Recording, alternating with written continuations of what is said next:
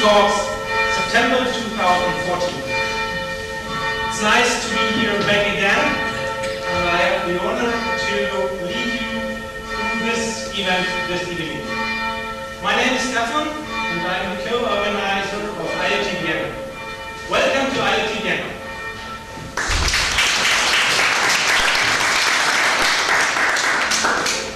This user group is about the Internet of Things. And Internet of Things covers a huge variety of areas, like smart home automation, like smart city, wearable technologies, smart farming, or like Industry 4.0. Let us make a little survey. Who of you is interested in smart home automation? Raise your hand, please. Okay, a lot of you. Who's interested in smart city projects? Yeah. Who's interested in wearable technologies? Okay. Smart farming? And Industry 4.0? Okay. Anybody interested in smart defense? Killing people softly? Okay. So, we try to cover all these topics in our user group, in our talks. And today, we have a special event about smart home automation. We have concentrated talks about this topic. This user group has a great development during the last 4 months. Currently, we have not 167 members, we have 169 members in 4 months. And that's really, really great, because from the 101 user groups currently existing in Vienna, we are number 20. Yes, we are. Number 20. We are one of the largest user groups in Vienna, and our events have about 40 to 50 people. So these are big user events in Vienna. On Twitter, we have more than 710 followers. So it shows us that many people are interested in the Internet of Things in Austria, especially in Vienna. And that are you. And thank you very much for your interest and for your engagement for the Internet of Things in Austria. Thank you.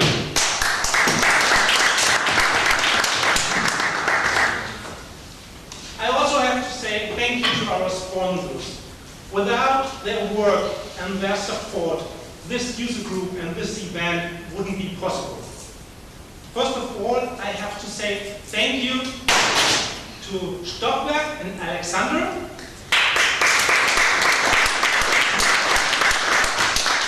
They are offering us this awesome event space for a very special price, and they are offering you too this event space, desks, small offices, or conference rooms for rent. So you can rent them for a day, for a month, or for a longer period. And if you're interested, talk to Alexander. Thank you, Alexander.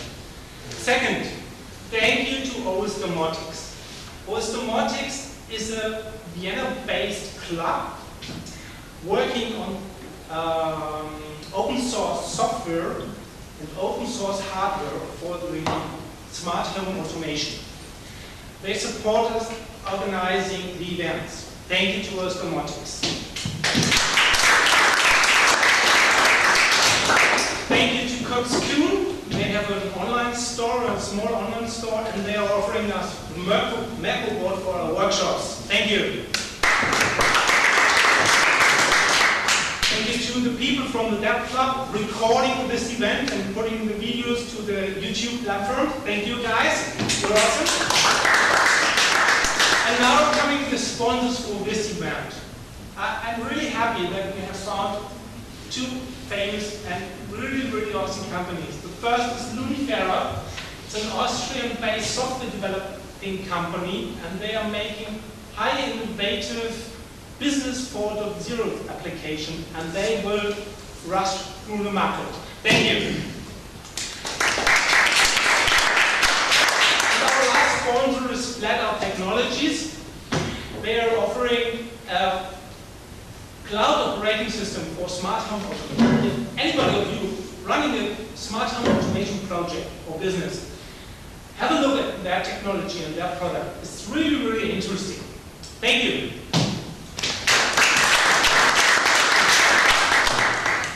But we need your help.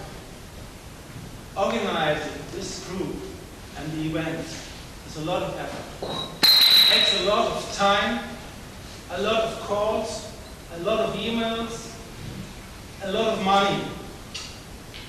So please support our work and donate for IoT Vienna. We have put a donation box next to the bar. Throw some bucks in. It will be a really great help for us to continue our work, monthly IoT talks and monthly IoT workshops. I'm really sorry, but we don't accept credit cards. No debit cards. I'm also sorry, no, it doesn't work. And I'm also sorry that we didn't support the latest contactless wireless payment technology in the world, Raspberry Pi. If you want to become a sponsor, don't hesitate, contact me or contact Harold or somebody else of the organizer team. So, that's enough from starting. Let's continue with the talks. We have great talks. First of all, I explain you the pattern. Each speaker will have 20 minutes for his talk. And we will control this using this high technology device, strict. After each talk, we will have 10 minutes for Q&A, and we will control it strict again. After each talk, we will have a break about 10 minutes, so you can buy some drinks, or go to the toilet, or discuss the topics of the latest talks you have heard, or exchange your business cards. And the next speaker will have the possibility to prepare his talk. The agenda for today, we have 4 speakers. The first is Karl Lechko from Mobius. The second is Markus Jung from the Technical University of Vienna. The third is Peter Schleinzer from IBM. And Anna Trinnes is here. Okay, welcome. Karl will start talking about NearTalk. Let things speak. The talk from Markus will be about IoT sys, an integration middleware and communication stack for the Internet of Things. The third talk from Peter Schleinzer will be about his awesome project, the Talking House. And Bernhard from Guru.Guru will talk about Guru. Gear up your home. So let's start. Karl, it's up to you. Thank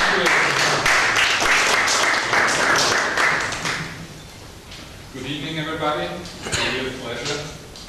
Especially, it's a pleasure to talk in English. No, just really. Few seconds. I need to prepare.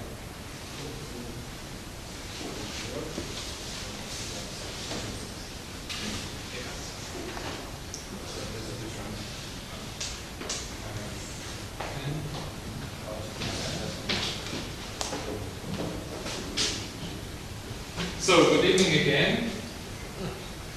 I will stay downstairs. I think it's a little bit more comfortable for you, especially. I think it should be more interactive. It should be more interesting for you if I'm going to present. So, my name is Karl Lechko. Austrian co-founder of a company called Mobius, which I founded together with Andreas Jackel, who's sitting in front of me. So we are located in the Europlaza, which is in the 12th district. We are both former Nokia employees, and Andreas worked several years in Helsinki, and I've been working several years in Central Eastern Europe, so out of the headquarters of Vienna. And then the headquarters from Vienna moved to Budapest. We took the opportunity to found our company called Mobius. We are acting in the field of near-field communication, so especially since yesterday, we believe that there's hopefully a bright future for near-field communication in the mobile technology business. I think you have heard that Apple yesterday announced with the FOK introduction in the new iPhone 6 that they're going to introduce near-field communication technology into the next generation mobile phones. Few words to Mobius itself. So we are going to, or not going, we are hosting as well a so-called mobile developer event, which is not acting on Meetup. A few words on that. So it's wpdev.at. So we are having the next event on the 14th of October. It's a community about mobile development and mobile application things. So today I'm talking about NearSpeak, not NearTalk. I'm talking about NearSpeak. So, and in general, we are currently in a development journey. I would say it's really a development journey because the product is not finished yet. But we have 4 persons who are working on that product in general, on that service, which is related to the NFC technology and linked to the IoT.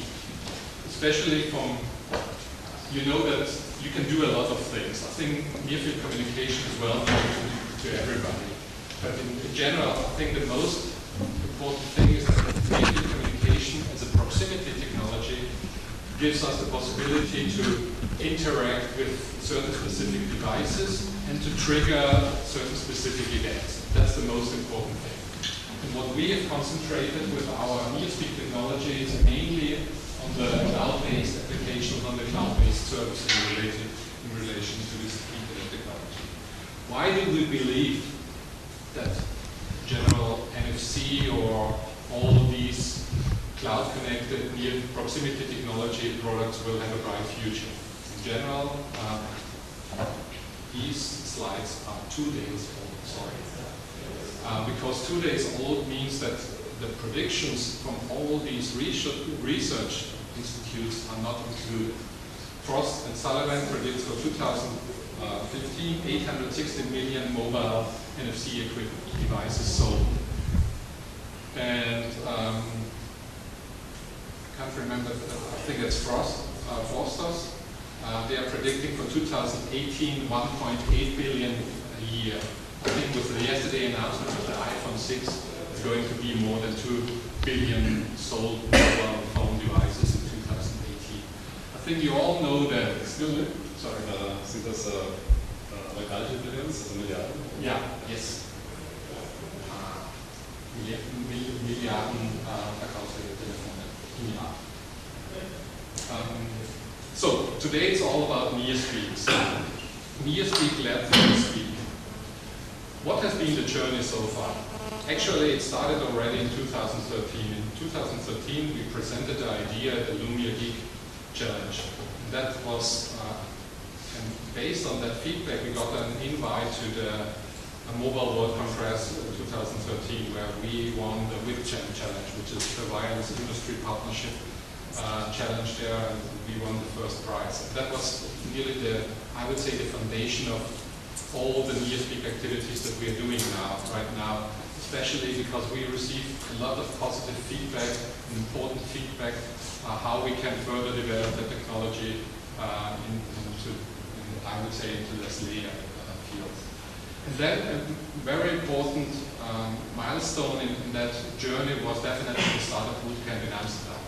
We pitched in Amsterdam, and we were one of the, let's say, 10 selected companies to run the Startup Bootcamp.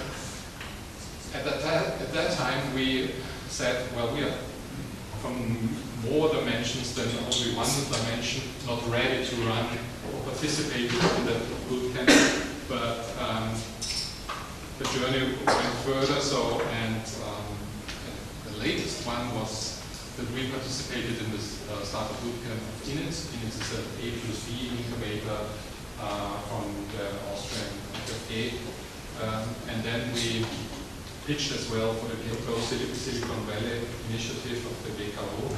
And we will present our solution next year in the first quarter of 2015 in Silicon Valley out of the Exposure Implementation. What is it? NearSpeak in general has one mission. We want to let things speak. And speak in a personalized way which is contextual relevant to users. Why?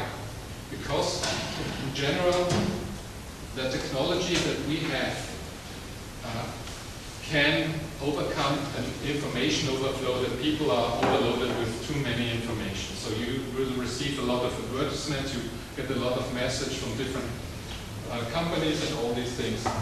But the majority of this information is mainly static, it's very generic, and it's definitely not personalized.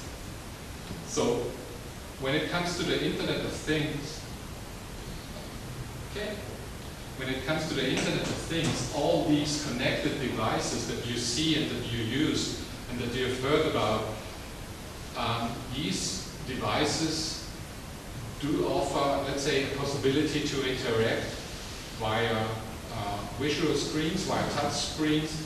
People can mainly interact by haptics. And these things communicate, I would say, predefined information, mainly contextual information based on certain specific sensors, but mainly, I would say, predefined information.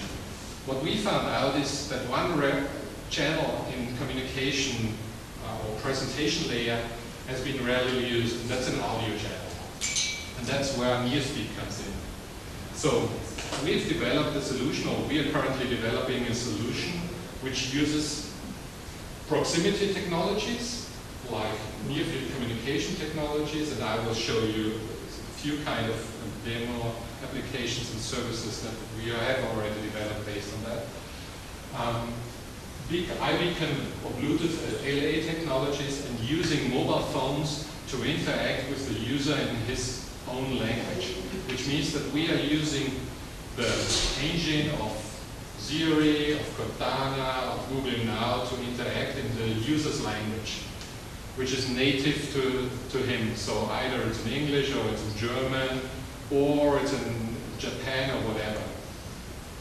And we have, let's say, developed this code layer or presentation layer that generic that the cloud service in the background can communicate certain specific content which is dynamically relevant to him. It's very difficult to understand, but you will definitely understand maybe a little bit later when I'm going to present that to you. What's the aim behind NearSpeak? NearSpeak in general should offer app developers, software and device manufacturer a technology to create apps and services that differentiate. Differentiate in that way that, for example, and that's the interesting thing, we are working with leading Austrian technology partners in developing new kind of things. That's an ultraviolet sensor. You can see here. This ultraviolet sensor is NFC powered, and it has the possibility to, let's say, to measure the sunlight, and the sunlight in relation to, does it harm me, or is it dangerous for me, or whatever. And what we have created is, we've created a proactive solution which is based on that technology, measuring the ultraviolet technology, and gives you a recommendation how to use it, or how to behave in that certain specific situation. So it doesn't work now, but I can show you later after my presentation. Another thing that we are doing as well with the Austrian industries and technologies is some kind of using this kind of small sensor technologies. This small sensor is nothing else than a temperature sensor, and this temperature sensor stick to any specific, let's say, bottle or whatever, or within any specific device, can measure the temperature of the device, and with the solution, with the NearSpeak solution, can interactively communicate if the, let's say, the wine bottle, for example, can be drunken, or if the milk is now ready for the babies or whatever. And the third thing, well, I don't have the boxes yet with me, is another solution that we are currently developing with them. We are voice enabling for elderly people who are visually impaired. A small medicine packet, and with mobile technology it's possible, let's say, to interact with these medicine packets, and they can interactively listen to how many medicine pills they have taken a day or whatever. So, a few words on these industry partners and why we are working with them and what's important. I think one important thing is that we, based on our previous engagement, had very good relationship with Nokia, who no longer exists, but it's somehow now part of Microsoft. And that's the main reason why we are, let's say, partnering with them in that field. One important thing is when we started with our development for NearSpeak, it was mainly the Windows Phone ecosystem, or in previous years the Nokia ecosystem with the Symbian platform, who used near-field communication technology in their mobile devices. Then Android, we are partnering in Austria with Sony Austria Switzerland on the Android platform, who is supporting us with devices, technology support, and presentation support on certain specific events or on certain specific layers. Then we do have a deep partnership with NXP, who is one of the, let's say, leaders in near-field communication technology. They are part of the iPhone 6 announcement that they are providing the near-field communication chipset for that as well. And what we do have already, we do have a NearSpeak solution in a beta version already running in iOS, not with NFC enabled, because we were not aware till yesterday that NFC will definitely come. But we do have it with iBeacon technology enabled, which is, I would say, act in a similar kind of way. The only difference is that with iBeacon technology, you need to first start the application or the service to consume the content, the specific content in the background. That's on near-field communication different, because it can be initiated to start. And what we are currently doing is we are having a trial with the expression Hilfsgemeinschaft for visually impaired people, because you need to know that we have 350,000 Austrians who are visually impaired. And visually impaired means either blind or they can see less than a certain specific, let's say, level. So 350,000 Austrians, whereas how many do we have worldwide? It's 124 million, I guess, based on the latest research. So very interesting part. Journey, what do we have? We do have a cloud service which is offering the background functionality. We do have clients as well, so I can show you later the clients. But the cloud service is a very important thing. It's in the beta phase. Sorry, it's not beta, it's an early stage, invite-only phase, where you can, let's say, administrate your different kind of content items. I would say it's unique devices which should trigger information, where you can edit the content that you want to communicate, or that you can dynamically communicate based on sensor technology. And you can manage the whole different languages, which we found out that automated language translation is not working, sometimes not that good or properly as people would expect.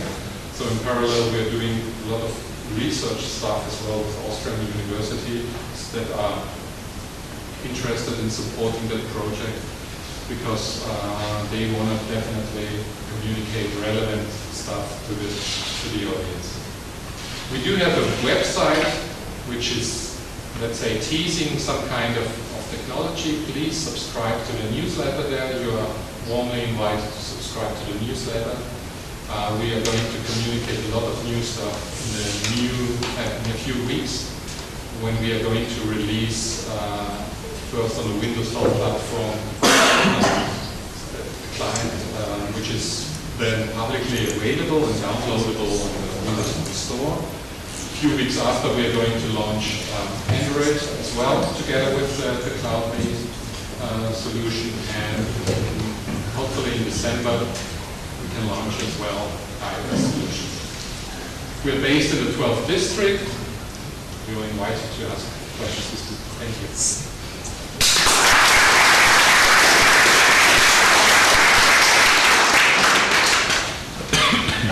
So, questions. Who will start? Bitte ins Mikrofon. I think you were first.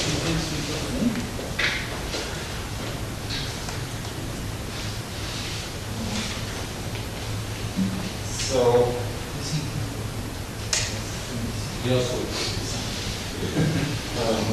I can well imagine that in the very near future there will be a client series about people making phones about people and killing them. So what are your strategies against, or what are the lines of defenses against this kind of attacks? Well, we do have one strategy. We do have a partner who is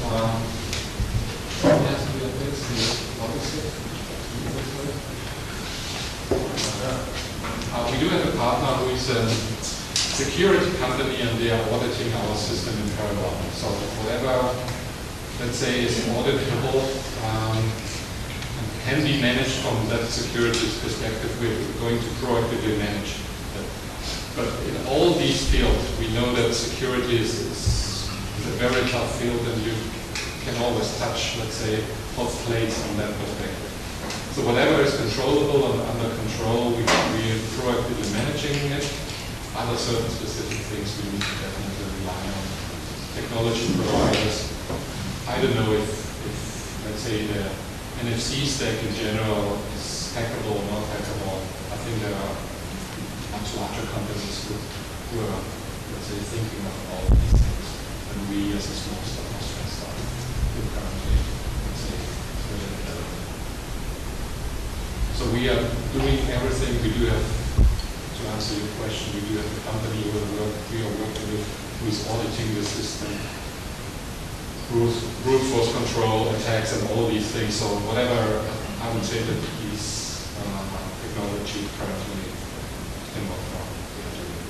And I'm very convinced that these guys are experts, because one guy, Sebastian Hilbert, he's developed a lot of security stuff for the core Android platform. And the other guys, they are very well experienced because they are providing the solution as well for customer backs, which doesn't mean everything, but it says at least.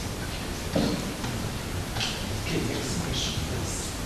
So you said you're using Siri and Google Now for speech. So is there already an API for Siri? Yes. We are using it. Well, I don't know if I can show you now, because, but there is an API, which means that I can definitely use the NearTalk app, press the voice recognition button, it automatically recognizes my message, translates it into different language based on our solution, and speaks it to the user then when he enters certain specific proximity sensors, which is currently Bluetooth iBeacon technology, but we are only supporting currently SD-WAN beacons, so not other beacons yet, but we're going to integrate beacon technology. And does this include this artificial intelligence of Siri, or is it just for It's just mainly for, let's say, the speech engine. So it's mainly the speech recognition, the speech synthesis, not for the artificial intelligence. Because artificial intelligence is something what we said we are going to define by our own offering. So because it's contextual different than something automated or artificially intelligent based on a certain. Because, for example, Stockwerk want to communicate a different thing to this place than Siri wanted to communicate. The Stockwerk can communicate it based on our solutions or to the users. And it always has to be online. Yes. What we offer as well is an offline solution, but that's not multi-language. So offline solution is mainly few hard-coded languages can be included in the NFC proximity technologies. So, and then it's a fixed message, which you always need to have physical access to change, because you can change it based on cloud solutions. Question? Will your A little bit louder. is NearTalk going to support NFC in new iOS? Two things. In general, yes. Actually, we don't know yet. Two reasons. Because yesterday there was just an announcement. Yesterday and today we searched a lot of documentation in the developer platform from Apple. And there's no documentation yet for the NFC implementation. There's only this passkit implementation or documentation yet available, which is mainly for payment. But we don't know how they're going to, or if and how they're going to utilize the technology for other services, for example, for home automation or whatever, just to simply pair Bluetooth audio speakers or TVs or other kind of sensor technologies like, we say these electronic measurement technology, smart meters or sorry, thanks. But with, I would say, iBeacon technology, we are already supporting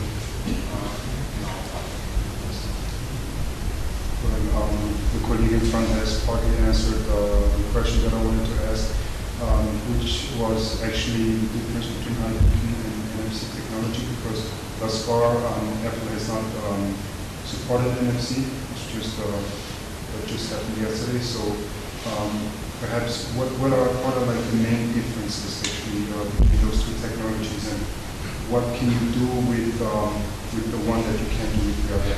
That's the first question. And the second question would be, what's the unique selling proposition of NearTalk? What would you say are some of the core things that distinguish you from other competitors in the market? I think the easier question is to answer the first one. iBeacon or Bluetooth LE and near-field communications are different kind of proximity technology. First of all, Bluetooth LE or iBeacon always needs to be powered. So they need to have a battery inside that can last up to 2 years or 3 years. Actually, our estimate beacons that we are having run out of battery after 6 months. So we're done. And sad thing with that beacon is that the batteries couldn't be changed without, let's say, damaging the beacons and so on. Near-field communication is one. NFC is the stickers or the technology itself is without power. It will be powered once you tap these tags. And that's the main difference. So NFC can only be empowered when you are very close to the stickers. And that is, I would say, as well part of our unique proposition of differentiating. I think that, and that comes back to this information overflow, the user is going to define what is contextually relevant to him. He doesn't want to be broadcasted by information just when entering a room. He doesn't want to get this information that there is, for example, beer for free. Maybe he wants to have. But I think that the user is going to define what he wants to consume. And that's why near-field communication is definitely the ideal technology for it, because by just tapping a certain specific device, can initiate or trigger a consumption of content. And what is our proposition in general? Our proposition is that we want to enable developers or third-party companies that of, let's say, speech technology as an alternative technology to be used in how to present and how to communicate with users. As I mentioned before, there are a lot of visually impaired people who can normally not consume content at all.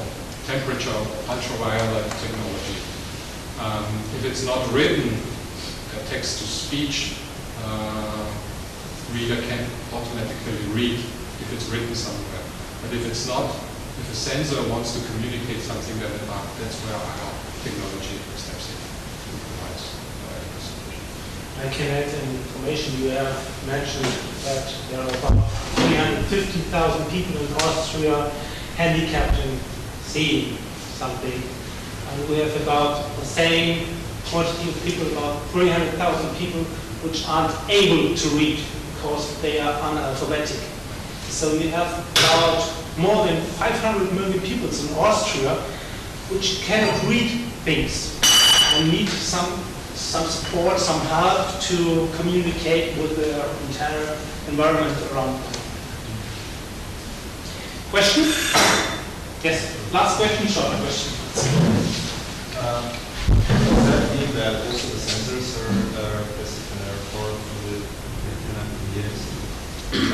You mentioned that the NSC technology is passive and it's powered from the antenna. Yes.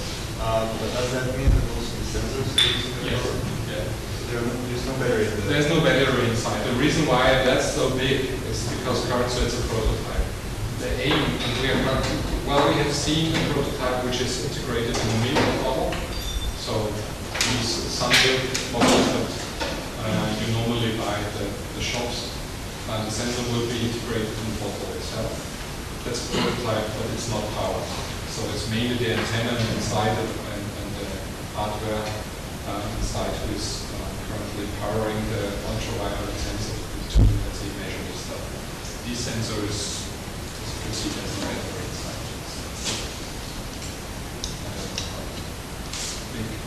Or how small the battery can be to be integrated with such kind of data system technologies. Yeah, thank you very much.